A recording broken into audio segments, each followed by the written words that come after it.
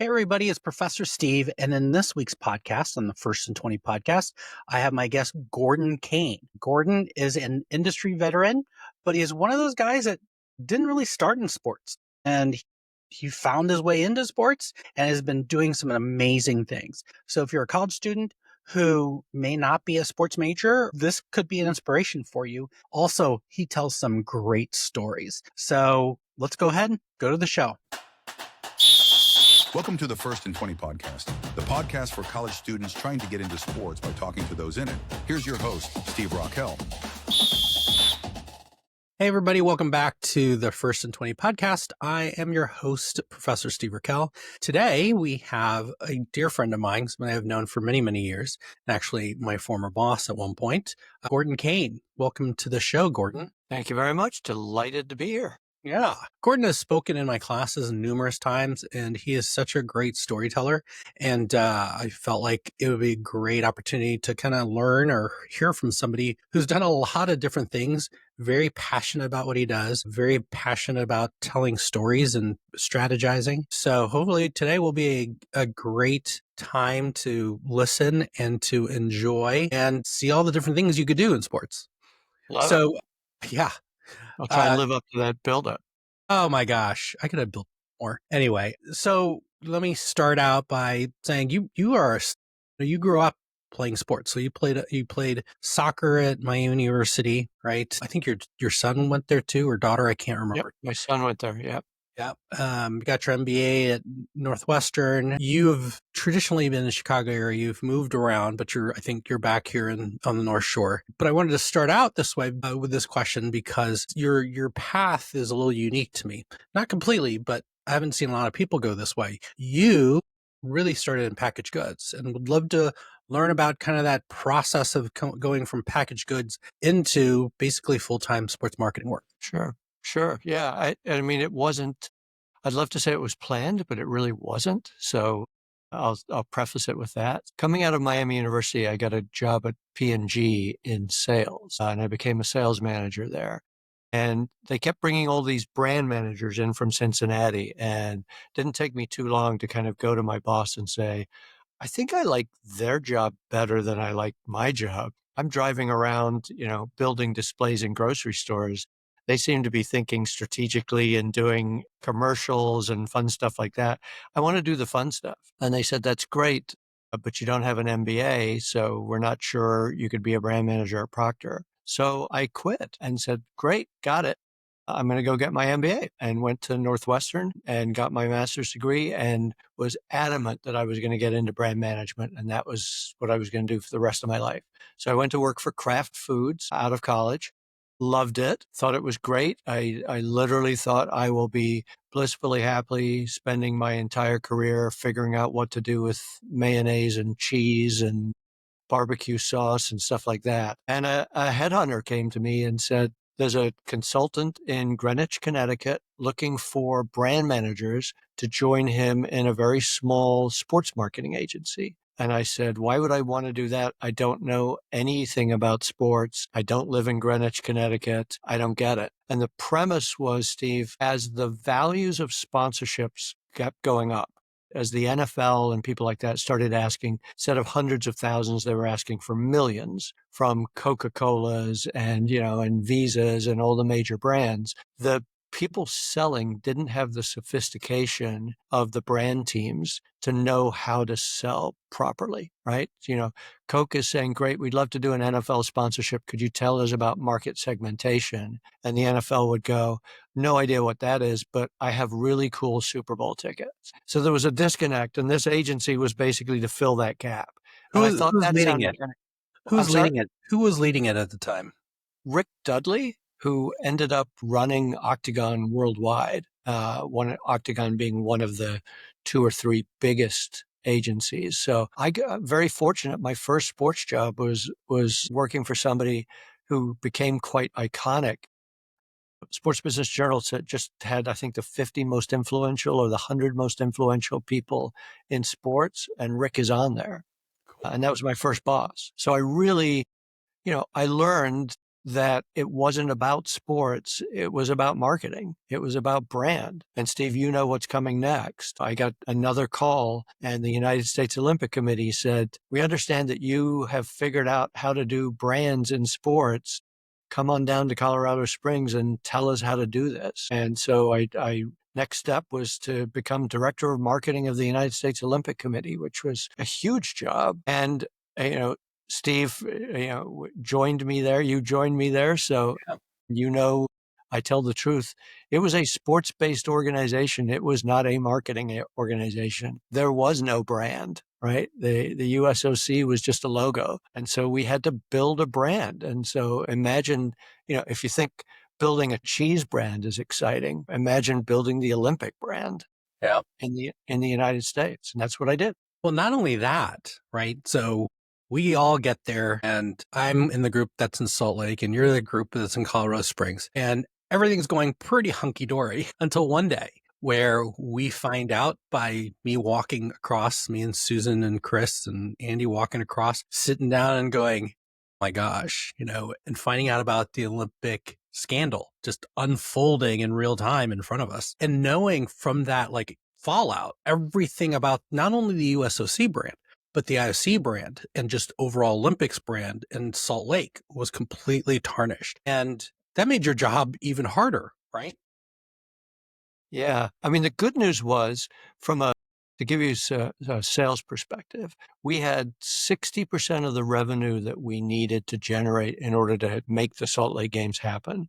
And we had done that in about 25% of the time. So we were way ahead of the game. Thank goodness we were way ahead of the game, right? We had already locked in General Motors and Home Depot and Visa and McDonald's, et cetera. And then, it was like a 2x4 to the head. I think the first one was Johnson and Johnson. I If was with people you at Johnson & Johnson when we went people back. know that Yeah. brand. Yeah. We were very, very close to a very large deal with Johnson and Johnson. And they said, you are on the front pages of the newspapers for all the wrong reasons. We can't do this deal anymore. And it was, you kind of go, Steve, as you know, we're working for a non-for-profit, trying to do the right thing, trying to help these American kids make their dreams come true. And to think that we were tarnished in some way, that we had done something wrong, right? It took a long time to kind of sit down and go, why is this happening to us, right? Why? And it was our friends in Salt Lake had done some things that they probably shouldn't have done, unbeknownst to us. But boy, you have to reset.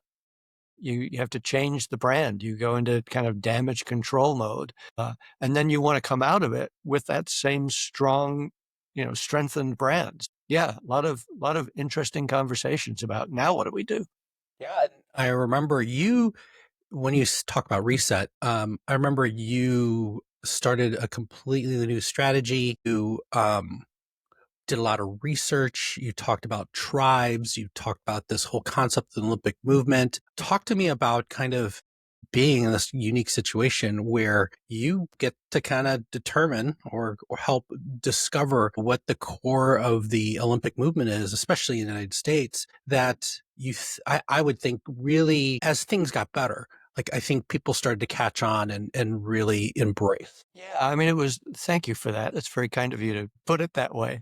And they're still using that research today. So, that's research we did in like 1999.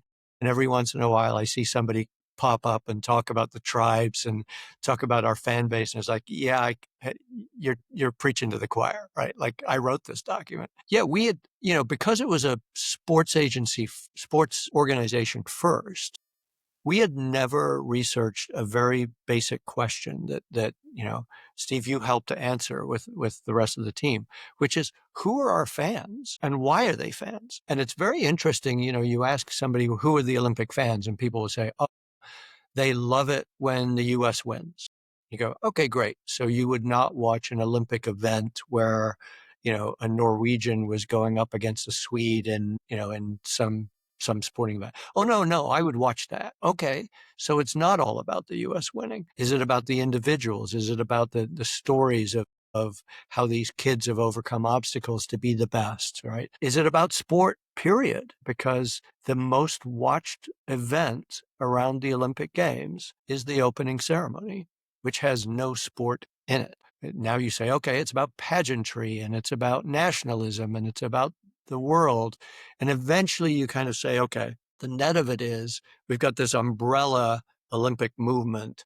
And within that movement, you can be a sports specific fan. You can be a storyteller. You can be, I just want to know, I just want to be up to date and current on what's going on because it's what's being talked about at the water cooler. Or I see this as a global movement, right? So you start to develop what we refer to as all these different tribes. And it's the collective of those that makes this such a huge event. And the cool thing about that is once you have that information, you can go to a sponsor and say, who do you normally target, right? Who's your Procter and Gamble as an example, right? So P&G, mostly female heads of households, right, is their key target audience. Well, you find out, thank goodness, since I want to say since 2000, over 50% of the medals that the United States team has generated have come from the women's side. And there are more women in the team now than there are men, right? And I think we're seeing that now, even in these games here, I love the men's hockey team, but I love the women's hockey team more, right? You're kind of seeing that vibe. Procter caught that and said, I got it. There's a whole bunch of female heads of households looking for role models to tell their kids about, right? You could be that person, right? You could be that skater. You could be that hockey player. And no one else was talking to that audience. And so they picked one of the tribes and went for it. And so we had to know what our brand was in order to be able to go out and build it. And it was a great process. Hey, let me switch because one of the things I think um, in your history is you in a sense did something unique, and that you kind of built on your USOC experience, right? And you came back to Chicago, and all of a sudden you are thinking, well, maybe Chicago should have the Olympics. How did that come about? And talk to us about the process. So they'll make a movie they would have made a movie of this had we won. So I got approached by a dear friend who's a classmate of mine in undergraduate, a filmmaker. And he said, I want to take you to lunch. We're going to try and host the Olympic Games in Chicago in 2016. And I said, boy, I really appreciate the lunch, but you've completely wasted your time. An impossibility. And he's like, well, just tell me, how would we do it? What if we really thought we could host the Olympic Games in Chicago, what would be the first step? I said, the first step would be meeting Mayor Daley. We would need the mayor of Chicago on our side. And long story short, we got to him in a very short period of time. And basically he said, this is really interesting. I'm intrigued. What would this look like? We built literally a team of 2, became a team of 6, became a team of 12. Right? We said, we'll need an architect. We'll need somebody from the city planning office, etc. We'll need to go petition the United States Olympic Committee. We were up against LA, Philadelphia, Cincinnati, I think Houston, to be the Fort Lauderdale, U.S. host. San Francisco. Yeah. And it ended up being LA, San Francisco, and ourselves. San Francisco dropped out at the last minute. I actually thought San Francisco was going to win. And then we went up head to head against LA and we got it. And there's a great movie that I'm sure none of your students have seen, but it's called The Candidate with Robert Redford. And he's running for Senate. And the last scene is he stands up there and says, and the guy says, ladies and gentlemen, here's your next senator from the state of California, Robert Redford, right? And Robert Redford looks at his friend and says, now what are we going to do? Right? Because it's all about trying to get to the point where you're nominated.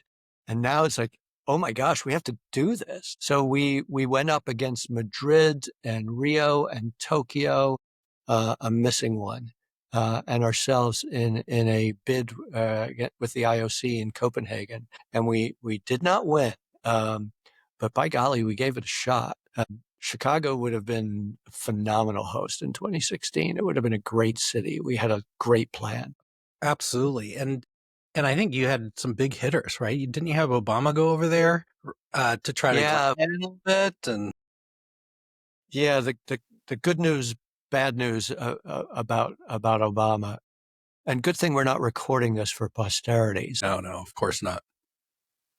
there were a bunch of people. Obama had just gotten into the White House, right? So he was, I hate to say this from a presidential standpoint, but like he was the hot thing, right? He was everybody in the world was kind of getting Obama fever.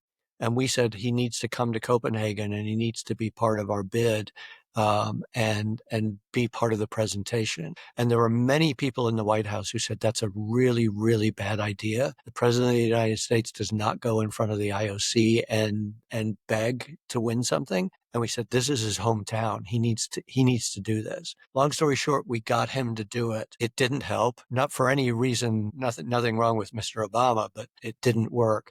And the White House forever kind of said, told you we shouldn't have done that. And some of those people ended up back in Chicago. And one of the questions that I get all the time is, why didn't you just bid the next time, right? You lost once. Why didn't you go again? Couldn't, because it was the people who told us that we shouldn't have done it in the first place that were running Chicago after. Wow, great story. Let's pivot a little bit because, as I said before, you have a love for soccer, right? As far as I've known you, you've had a love for soccer, right? And European soccer, U.S. soccer, and it's been fascinating because growing up in a country that has not really valued soccer, right? Like when I was in high school, they didn't have a varsity sport, right? And I would say our pipeline wasn't all that great, but you've really had a passion for this. And an opportunity came up with San Jose that I thought was really unique because made sense, but it didn't make sense. And I'd love to hear like why the pivot to soccer? Why go out there for what, 2 years, maybe Three three? and a half. 3.5. Oh, wow. Okay. Yeah. I mean, to give you some perspective, coming out of the 1994 World Cup, which was the last time the World Cup was in the United States, we won that with an understanding from FIFA that we would start a professional league. Long story short, in 1995, we started this thing called MLS. I had kind of cut my teeth on 1994. That was one of the first projects I ever did at the agency, and was tangentially involved in the launch at a distance in the launch of MLS. I take no credit, but I went to the grand opening, right? I went to this event where they said, we're starting this league. And it was typically understated, right? Because it was like, I don't know if this is going to work or not, but we're all kind of crossing our fingers and hoping. And it was well funded. Some great people had started it. So Mr. Hunt from Kansas City and Mr. Anschutz from LA and Robert Kraft from the New England Patriots were the first three owners. And I watched this and kind of consulted every once in a while. And I literally went to a dinner with a friend and said, part of me is like, you dummy, why didn't you go work for a team at some point just for the fun of it? And now I kind of feel like, I'm 60 plus, no one's going to want me at an MLS team, right? I am not the demo at all. And this guy said, you start on Monday in San Jose. We'll figure out the job when you get there, but you should come do this. So I literally went back to Dee and my wife and said, we're moving to San Jose. By the way, in classic sports, it doesn't pay very well, but don't worry. The Bay Area is very cheap. It's only the most expensive place to live in the world. Don't worry about it. It'll be great. And I jumped onto the San Jose Earthquakes and became part of their team I promised I would stay for 3 seasons. I stayed for 3.5. Some great people, a team that was challenged. We never made the playoffs the time that I was there, which was kind of disappointing, but great experience. Just fun to be there with some really good people and kind of check that box on my bucket list of, okay, and that was the first team I've ever worked at, right? I've always consulted for leagues and consulted for teams. And let me tell you, working at a team is tough. Sure. And you're under-resourced and it's fast moving. I remember coming out to visit you one time with one of my daughters and you walking us through, going through the pitch and, everything about the sponsorship and what you're doing. And it was pretty fascinating. And I remember having this conversation about how you truly believed, and this is not that long ago, truly believed that in terms of the future of, in a sense, sport in the United States, that the biggest upside was MLS. And not only in MLS, if I remember, it was women's MLS. This was, I may have seen you in 21. I don't remember what it was. I think it was post like where all COVID came in, and knowing that that's what you told me, right? So it's been a couple of years. Do you still believe that? Do you think, has the growth been what you thought? Because the valuations are going up, right? The valuations are crazy. I mean, I'll give you a couple valuations, right? So in 2002, I actually ended up in a conversation with a person who said that they had the opportunity to buy an MLS franchise for $10 million. So it was at that point you would give the league $10 million and they would give you the rights to a geography, right? It's kind of like having a cab license, right? Now you can go out and do your business. And he asked if I thought that was a good investment in 2002. I told him he could buy an MLS team, or the other thing he could do is he could take the $10 million, put it in a big pile in his living room and set it on fire because he'd get the same financial return out of both, right? So I wasn't convinced that these franchise values were going to continue to escalate. Now that franchise is worth over 600 million right now. So 2002 could have bought it for 10. Now it's 600 million. So as I've said to a couple people before, two things you should learn from that. One, phenomenal growth in soccer valuations. Two is you should never hire me as a consultant because I clearly don't know what I'm talking about. At that point, so fast forward when they started the NWSL, which is the women's side of soccer. As you know, I mean, the women's team on the national level has been way more successful than the men's level. Men's team, they've been dominant, candidly. And so it was time to start a league. It made sense to start a league. Some of those teams are affiliated with MLS, some of them are not. But I'll give you the same. We had a team that was affiliated with our facility that you came to, PayPal Park, called Bay FC. And Bay FC was very well funded.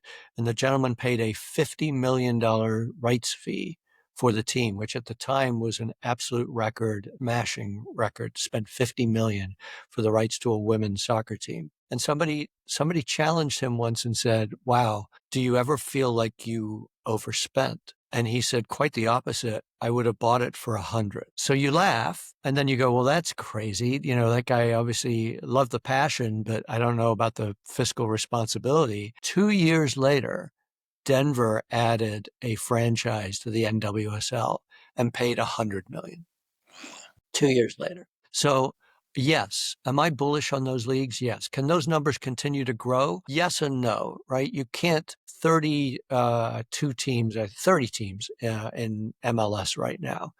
Could you go to 60 at valuations of 600, 700 million? Probably not. And I don't think that's what Don Garber wants to do. But will those 30 continue to increase in value, and some of them will change hands, right? It's like the NFL. When an NFL team comes up for sale, the numbers are ridiculous. Why? Because the scarcity, right? When's another team going to come up, right? So if you're not going to grow the league, if Commissioner Don Garber says, I want to stay around 32, then there's a scarcity of the resource. And so if you decide that, gosh, I really want to have a team, you're going to pay a premium for that. And so I believe that valuations of soccer teams will continue to grow. Awesome. Let's talk about students. Let's talk about people coming on board. What do you think is the best way to get into sports right now? Boy, that's a huge question. Partly because, I think what I hear from a lot of people is I want to get into sports. And that's kind of like saying, I want to get into finance, right? Or I want to get into teaching or whatever. There's you want to go to a hedge fund, you want to go to a bank. What is it you want to do? So I think the first thing is kind of know what it is you want to do. And I will, little hint for the students. If you get an opportunity to interview, as an example, I'm a perfect example. I am a marketer, and sports just happens to be the tool that I use in order to be able to market, right? I am not a sports person. I am a marketer. I would be perfectly fine if I never met another athlete or got another autograph. Nothing wrong with that. That's not what I do, right? I go to the stadium and annoy my wife by going, I don't get that signage. Like, I don't understand why the dasher board is there. Why didn't they move it over here, right? I don't get when they call a timeout, they didn't merchandise it in this way, right? So I'm much more interested in the presentation. I'm much more interested in why are these people sponsors of this event or this team, et cetera. So I would caution everybody not to ever say to anybody like myself, I want to get into sports. Know what it is you actually want to do. Do you want to get into player recruitment? Do you want to be an agent? Do you want to get into marketing? All right. Do you want to get into data analytics? Because those are all fields that live, inside and outside of sports, right? There's ways you can get educated. Like, I got educated by selling mayonnaise, right? That's how I learned the tools that I then took to the United States Olympic Committee, as absurd as that sounds, right? But without that background, I wouldn't have been able to do what I was able to do at the United States Olympic Committee. So figure out what the discipline is that you want first. And then, yeah, then it's hard. It's not a huge network, so it can be networked, but go to conferences. I know you and I talked about Teamworks Online. I think Teamworks Online for entry level jobs is a fabulous place to start. I love Buffy and I love that team, and they have placed so many people in the world of sports. So there are recruiters that are specifically getting into sports. The challenge is demand exceeds supply. And so when you think about, well, you know what I'd love to do? I'd love to do data analytics. I'd love to do data analytics for the Chicago Bears. That's probably your third job, right? Yeah, You're, I agree. Yep. you're probably not going to start there. You might be able to start there. Who knows? And the other way is you could start in the sales office at the Chicago Bears and tell them, within the next 2 years, I want to get to your data analytics department, because you're inside the tent. But jobs that you want, your perfect job is probably not going to be your entry level job. You're going to have to work your way up the ladder. And the tough thing is, as I said, demand exceeds supply, and they don't have to pay you well because demand exceeds supply. Right. If you're thinking about when I graduated from Kellogg and people were going into marketing, some people wanted to go into advertising. And the big rub was the advertising agencies don't pay. It's a very creative job. It's a very fun job, but they don't pay. And you just spent 2 years spending a lot of money getting a master's degree from Kellogg. Are you going to get your return in advertising? Well, it really tells you whether that's your passion or not, right? Sure. And whether you're willing to put in the time and the effort. Because if you own an ad agency, you're doing just fine, right? If you're a senior exec, you're doing just fine. But from an entry level standpoint, how deep is the passion? And what are you willing to do? I told my team at the Quakes, I said, I want to elevate the way we think about things, and I want to elevate the way we look after our sponsors. But having said that, that box of giveaway Frisbees doesn't move itself, right? Pick it up, right? And I did a lot of that. I had a very young team, and they would see me constantly like, why are you the guy moving, this heavy box? Can't you get somebody else to do that? And I was like, it needed to be moved from point A to point B. It needed to be moved now. I picked it up.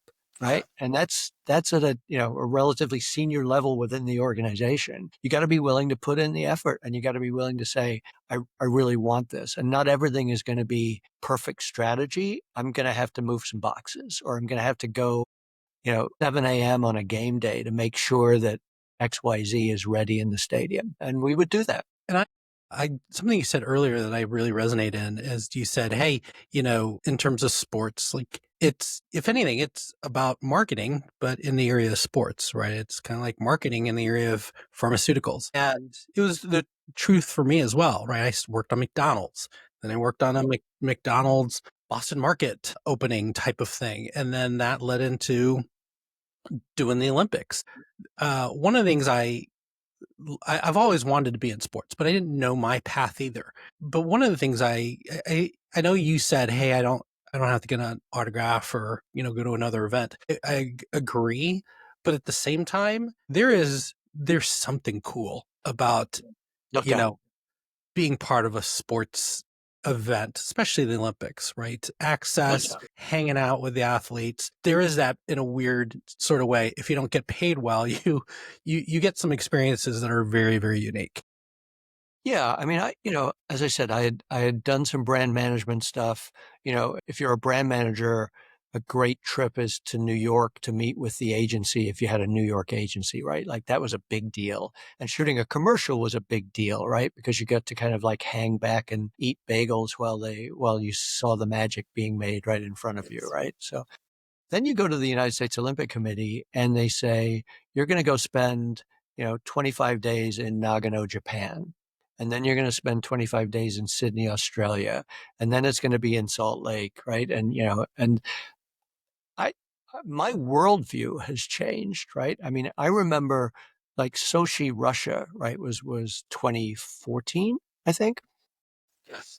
When I was working with a couple of sponsors and they said, we want you to go over there and basically look after our guests. And I got to be honest, my initial reaction was I was a little scared, right? Like I'm going to go into Putin's Russia and kind of hang out there. And that, it was like, is this going to be a military operation? What's this going to look like?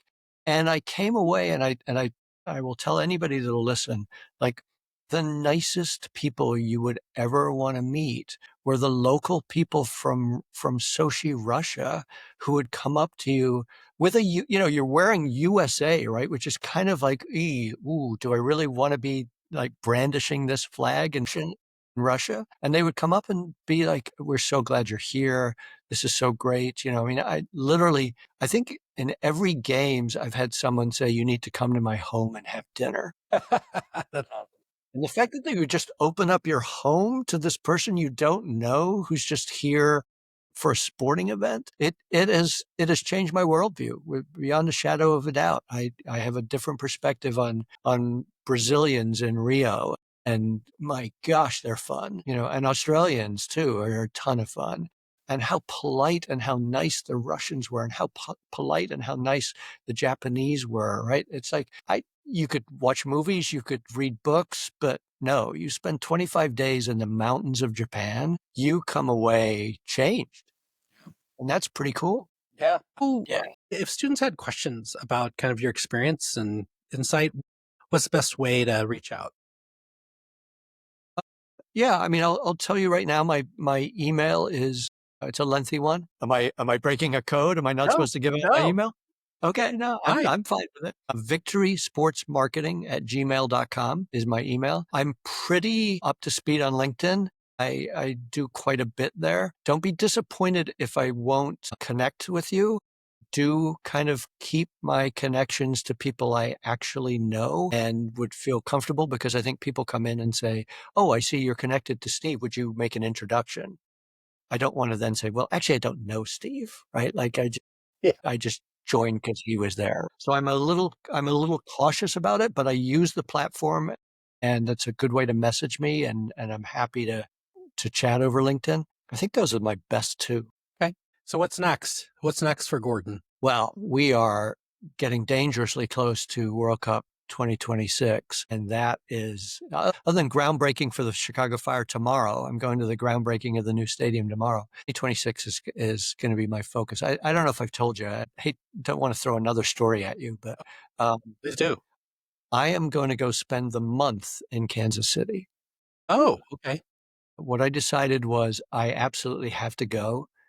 Tickets are impossible. And so FIFA was offering hospitality packages before the draw. So before you knew who you were going to watch. I have dear friends in Kansas City. The host committee in Kansas City are some fabulous people. I know Kansas City well. It's the closest to Chicago. So I bought my hospitality packages. I bought an Airbnb a year ago and said, Smart. maybe I'll get lucky. Maybe there'll be some good games. But either way, I'm going to be at 6 games, and it's worked out great. Holland is one of those games. Argentina is one of those games. I've got a final 8. It's going to be an absolute blast. And Kansas City, and I'm going to write on LinkedIn about this, has done a phenomenal job. They are going to host the teams when they're getting ready to practice and go to all of their games. They are the host for, get this, Argentina, Holland, England, and Algeria. Wow. They give you a fun fact. The city of Kansas City has roughly 550,000 people. They are anticipating 600,000 visitors to Kansas City at the World Cup. Now imagine if you're New York, you know people are coming, right? And if you're New York, you know that if Argentinians want to go on vacation, they're going to go to New York or they're going to go to LA. Maybe, knock on wood, they come to Chicago. But you're not going to go to Kansas City, probably, right? I don't think anybody in Argentina has ever said, you know what, I'm thinking about doing a 2-week vacation in the United States. Got to make sure Kansas City's on that map. There will be 600,000 people from Algeria, Holland, Argentina, going back to their countries and going, Kansas City is cool. You got to put that on your map. And the only aside I'll give you is Barcelona was, I believe, the 3rd most popular visited city in Spain prior to the Olympic movement. Madrid was first. I can't even remember what was second. Barcelona is now number 1 by a mile. If Kansas City do this right, it literally repositions this city. Sure. It literally, like, Europeans are now Googling, where the heck is Kansas City, right? And what can I do in Kansas City? That's fabulous for them. That's fabulous. So I'm excited. Well, I kind of felt that way for Salt Lake. I just knew that when Salt Lake was done, man, it has transformed itself. Yeah. And, both in terms of business and in terms of visitors, and it's been great. So I agree with you. I think it's awesome. Well, thank you for your time for today. Some great stories. Didn't even get a smidgen of some things we could laugh about back in the day. And more recently, right? I remember you, student, you're the quarterback to your sports career. We're just here to help you to come up with a great winning plan for you to succeed. So thank you, Gordon, and thank you, everybody, until we talk again.